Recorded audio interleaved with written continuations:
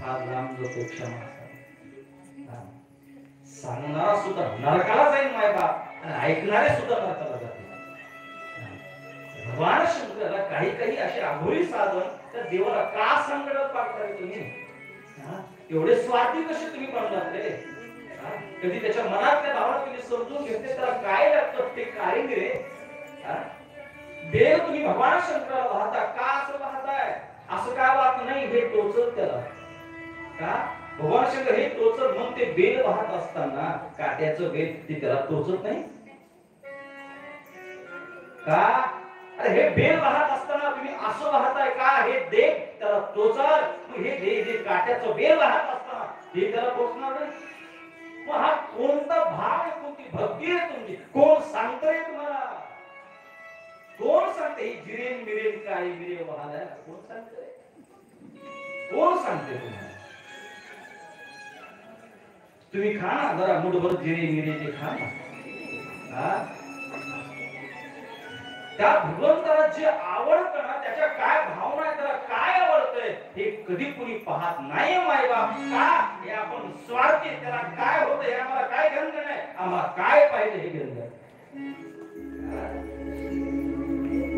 माझ्या भोलेनाथाच्या मंदिरात मी जातो माहिती, मंदिरात हे सगळे काय मिळेल ते दिसतात, पण एक सांगू का? माझ्या भोलेनाथाला जे आवडतं ना ती खीर आवडते. काय आवडते? माझ्या भोले बाबाला खीर फार आवडते.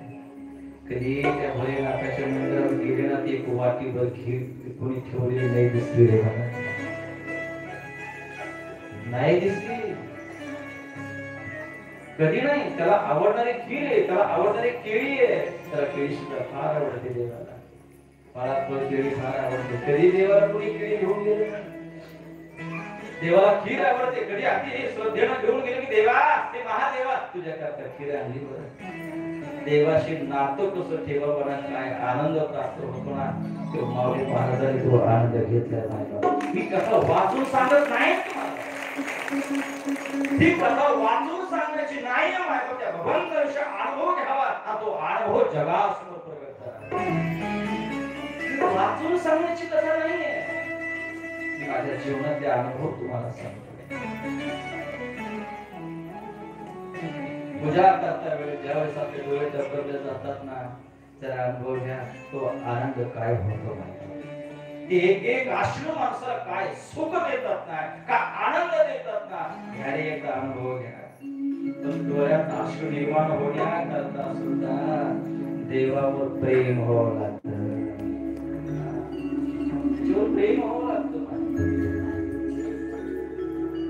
ती एक भक्ती आगळी वेगळी, ती भक्ती कोणी करत नाही, स्वार्थी भक्ती करतोय आपण. आणि तो आनंद आहे. एक सांगू का? तो काय करतो ना ते मला विचारा ना, मला विचारा. मी तुमचं मनोरंजन करणार नाहीये, नाही मायबाप नाही.